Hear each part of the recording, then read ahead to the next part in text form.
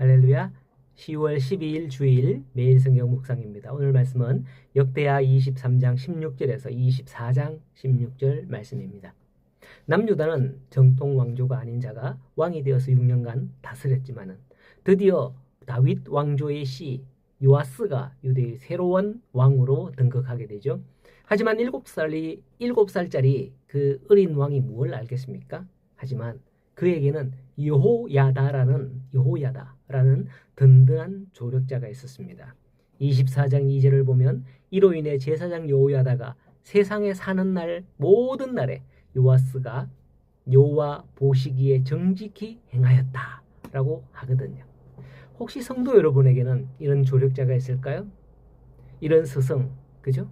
이런 분이 여러분 곁에도 또 뒤에도 계시면 아마도 온전한 믿음으로 살아갈 수 있을 것 같습니다. 저는 항상 부러운 게 뭐냐면 부모님이 자녀를 위해 기도해 주는 것. 또 같은 목사이지만은 어떤 이들은 부모님이 목사님이기 때문에 참 그 자녀를 위해서 축복하고 기도하는 그것을 보면 참 부럽기도 해요. 그 목사님의 기도를 통해서 그 목사님이 저렇게 축복받고 잘 하는 게 아닌가 생각이 되어지거든요. 자, 어쨌든 그런 분들이 곁에 있으면 참 좋겠다라는 부러움이죠. 요아스는 비록 어린 나이임에도 불구하고 여호야다 때문에 당장의 시급한 일들을 하나하나 정리하게 됩니다. 어린 나이에 왕이 되면 주변에서 막 흔들고 좌지우지하려는 그런 일들이 많을 거예요. 하지만 요아스의 기록된 행적을 보면 가장 먼저 이세벨이 섬겼던 바알의 신당과 제단과 형상들을 깨뜨리고 바알의 제사장 맏단을 죽였다고 17절에 기록합니다. 그리고는 하는 게 여호와의 성전을 보수하는 것이었어요. 이런 걸 볼 때에 우리는 뭔가 변화되고 성장하고 새롭게 되기를 원합니다. 그런데 이 말씀에서 그 순서를 볼 수 있는 거예요. 온 나라를 어지럽히고 하나님의 은혜를 막은 바알을 척결했다는 겁니다. 그 후에 성전을 보수하게 되는 겁니다. 그러므로 우리가 새롭게 변화되는 기점은 나의 깨달음, 나의 능력에 의한 것이 아니라 바로 이러한 죄악된 일들을 청산하는 것에서부터 하나님의 은혜가 시작되는 것임을 여기서 우리는 알 수 있어야 되는 것입니다.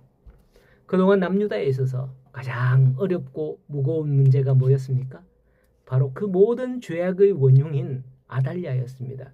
하지만 21절을 보면 무리들이 아달랴를 칼로 죽였을 때에 그 땅의 모든 백성이 절구하고 성이 평온하더라라고 합니다. 무슨 말이에요? 그동안 그들이 사실 죄악을 먹고 마시며 흥청망청 쾌락과 즐거움에 빠졌었습니다. 하지만 그건 참된 즐거움이 아니었던 거죠. 하지만 이처럼 그 죄악의 원흉이 제거되었을 때에야 백성들은 기뻐하고 즐거워하게 되었던 겁니다. 우리도 그렇습니다. 무슨 큰 문제가 있을 때는 아무리 맛있는 음식을 먹어도 맛을 느낄 수 없고 근심이 있을 때는 아무리 노래를 불러도 마음이 기쁘지 않는 거예요. 불신자들은 술을 마시는데 술을 마셔도 잠깐뿐이지 깨고 나면 똑같습니다. 하지만 그 마음을 무겁게 하는 문제와 근심이 해결되었다는 소식을 듣기만 해도 아무것도 안 먹어도 기쁘고 누가 옆에서 뺨을 때려도 야 이거 꿈은 아니지 하고서 싱글벙글 웃기만 합니다. 남유다 백성들에게는 바로 그러한 것이었기 때문에 그들은 이 소식으로 말미암아 정말로 기쁘했다는 것이죠. 하물며 우리 성도들도 그래야 됩니다. 수고하고 무거운 짐진 자들아 다 내게로 오라고 예수님이 말씀하셨습니다.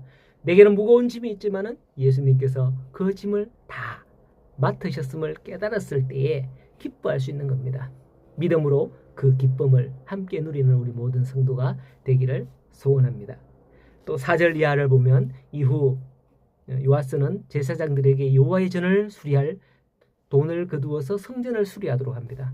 요아스의 마음은 이랬던 거예요.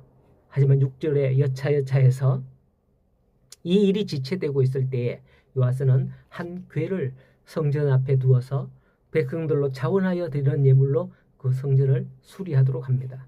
그러자 이게 될까 싶었지만 오히려 백성들은 차고 넘치도록 여호와께 드리며 성전을 보수하게 되는 것을 볼 수 있는 거죠. 13절을 보면 기술자들이 맡아서 수리하는 공사가 점점 진척되므로 하나님의 전을 이전 모양대로 견고하게 했다라고 합니다.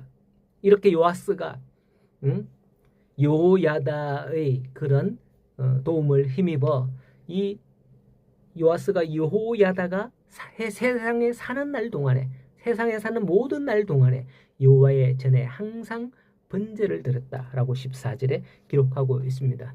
이 모든 일이 어떻게 해서 일어났을까? 바로 제사장 여호야다라는 그런 인물이 요아스를 잘 케어했기 때문이 아닐까 생각이 되어집니다. 이후 여호야다가 죽었을 때 여호야다는 왕족이 아닌 인물 중에서 유일하게 16절에 보면 왕의 묘실에 장사되었다라고 합니다. 아시아나 그 아버지 아시아나 그 할아버지 요람도 비록 왕일지라도 왕의 묘실에 장사하지 않았거든요. 21장 20절을 보면 무리가 그를 다윗성에 장사하였으나 왕의 묘실에는 두지 아니하였더라 라고 하거든요. 여러분, 우리는 예수 그리스도를 믿음으로 천국에 들어가게 되는 줄로 믿으시기 바랍니다. 그리고 그 믿음은 바로 우리를 천국에 들어가게 하는 거예요. 우리는 이 땅에 죄악된 세상 가운데서 죽을 수밖에 없는 존재이지만은 성경에는 보면 오직 하나님이 택한 백성들, 선민들만이 들어갈 수 있는 그 천국을 예수님을 믿음으로 말미암아 우리가 들어간다라는 것이죠. 여호야다의 왕의 묘실에 안장되는 것을 보면서 이러한 것을 느끼게 됩니다. 그가 어떠했으면 왕의 묘실에 안장이 될까? 바로 내가 그런 사람이 되기를 바랍니다. 여러분들, 우리는 죄악으로 말미암아 죽을 수 있는 세상에 버려질 수밖에 없는 그런 사람이지만은 우리는 예수님 때문에 천국에 들어가게 되는 줄로 믿습니다. 오늘도 우리가 여러분들이 그런 사람이 되기를 소원합니다. 우리의 들어갈 곳은 천국인 거죠. 믿음으로 오늘도 나아가는 복된 주일이 되시기를 간절히 소원하고 축복합니다. 승리하십시오.